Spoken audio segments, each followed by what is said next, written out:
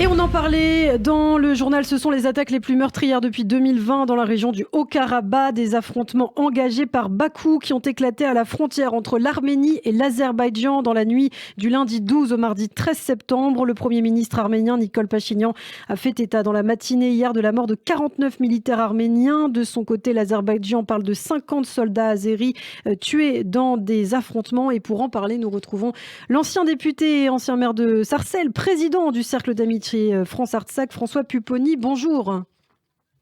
Bonjour. Et merci beaucoup d'être avec nous ce matin sur Radio J pour parler de ce dossier très important, mais qui malheureusement ne fait pas couler beaucoup d'encre. Alors, on a entendu hier en tout cas le député François-Xavier Bellamy au Parlement européen dénoncer les actes de violation du territoire arménien par l'Azerbaïdjan, affirmant que rien ne pouvait justifier cette agression. J'imagine que vous êtes en accord avec ces propos. Oui. Il y a eu la guerre de 44 jours l'année dernière au Karabakh, et maintenant ce que les Azéris font, aidés par les Turcs, puisque tout cela est fait de concert avec le gouvernement turc, c'est de rentrer en Arménie. Donc ils agressent l'Arménie à l'intérieur des frontières arméniennes pour essayer de constituer un corridor au sud de l'Arménie et pouvoir relier deux régions peuplées d'Azéris. Et donc ils attaquent l'Arménie. Alors on sait, ils profitent, on le sait, de la difficulté de la Russie, puisque aujourd'hui, il y a plus de 2000 soldats russes qui sont présents là-bas pour assurer la paix. Et donc, c'est une manière aussi pour les Azéris de provoquer Poutine et le gouvernement russe. Alors, cette attaque de Bakou était assez prévisible en fait, puisque cela fait plusieurs semaines que les observateurs alertent sur l'imminence d'une attaque militaire. Des avions cargo turcs transportant des armes avaient atterri en Azerbaïdjan il y a plusieurs jours. Depuis le mois de septembre également, depuis le début du mois, des tirs sporadiques avaient été entendus aux alentours de certains villages arméniens. En fait, les tensions sont vives depuis des mois et des mois, François Pupponi. Oui, pour pas dire des années, mais jusqu'à présent, les tensions étaient concentrées sur le Haut-Karabakh, puisque les Arméniens qui avaient récupéré cette région, qui est peuplée exclusivement d'Arméniens, sont en guerre depuis plus de 30 ans. Mais maintenant, la nouveauté, c'est que les Azéris, aidés par les Turcs, ont décidé de rentrer en Arménie et de constituer ce qu'on appelle le corridor du Sud, et de couper une partie du territoire arménien, alors qu'ils l'avaient annoncé, ils l'ont revendiqué, on sait qu'ils s'y préparent. Et donc, ils profitent à chaque fois un peu de ce qui se passe aussi en Ukraine et de la difficulté des Russes pour à chaque fois gagner du terrain.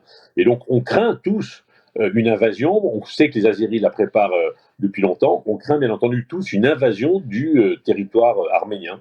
Et on a entendu notamment le président Ilham Aliyev, le président azéri, dire que l'Arménie n'était pas une colonie et n'était même pas digne d'être une servante. Alors, que penser de ces propos ?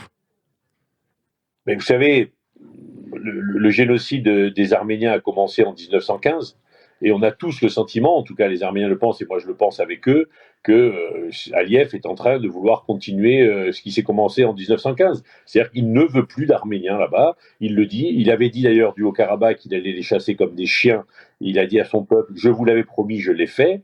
Voilà, ils sont dans une logique d'extermination du peuple arménien pour reprendre possession des terres qui appartiennent aux Arméniens depuis des millénaires. Donc oui, on est dans une situation où effectivement Aliyev, poussé par Erdogan, vous l'avez dit, il ne faut pas oublier que la Turquie amène des armes et que dans la guerre de 44 jours de 2020, ce sont les dignitaires turcs qui étaient à la manœuvre et qui ont aidé les Azéris, en particulier avec les drones. Alors on a bien sûr entendu ces réactions de la communauté internationale, les États-Unis, la Russie, l'Union européenne, le président français qui a appelé à respecter l'accord de cessez-le-feu, mais qui n'est visiblement pas respecté, en tout cas selon Yerevan. La France doit jouer un rôle plus important aujourd'hui, maintenant, dans ce conflit, François Pupponi. Oui, vous savez, il y a ce qu'on appelle le groupe de Minsk, donc avec des Russes, des Américains, des Français, du Belarus, qui est normalement là pour essayer de régler le conflit au Haut-Karabakh, mais qui a du mal à le régler. Donc on est un certain nombre de responsables en France à appeler le président Macron, le gouvernement, à prendre plus de poids et de présence dans ce conflit. Aujourd'hui, la paix est assurée plus ou moins, puisqu'on voit qu'il y a des ruptures du cessez-le-feu, plus ou moins par les Russes qui sont physiquement présents sur place.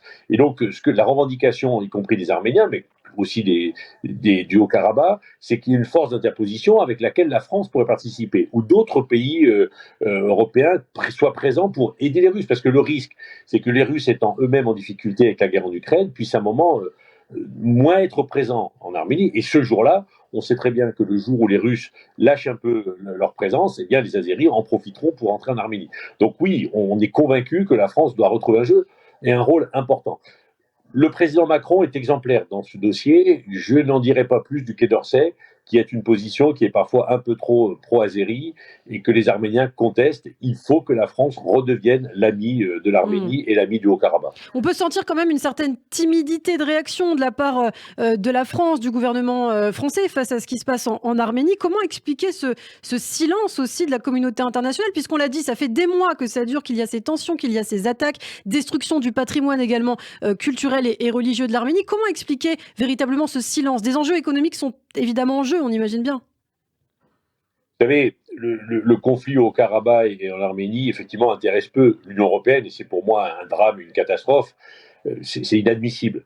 Après, quand on voit les responsables européens, en particulier de la Commission, se rendre à Bakou pour aller négocier du gaz et du pétrole, on a vite compris. C'est-à-dire que le poids au niveau énergétique de l'Azerbaïdjan étant tellement important, le poids économique, le poids de la Turquie, bien entendu. On voit bien comment le président Erdogan a été assez intelligent pour être incontournable dans le conflit en Ukraine et dans un certain nombre d'autres conflits. Eh bien, tout simplement, on baisse la tête devant quelqu'un. Le président Aliyev est un dictateur, son pays est une dictature, et Erdogan, on sait comment il traite ses opposants en Turquie, mais la réelle politique fait qu'on est en train d'oublier les Arméniens et de les abandonner à leur sort. Ce n'est pas digne de notre pays et ce n'est pas digne non plus de l'Union européenne. Eh bien, merci beaucoup pour toutes ces précisions. François Pupponi, ancien député et maire de Sarcelles et président du Cercle d'amitié France-Artsakh, donc pour ce point très précis, très clair sur la situation donc, en Arménie. Merci, à très bientôt François Pupponi. À bientôt.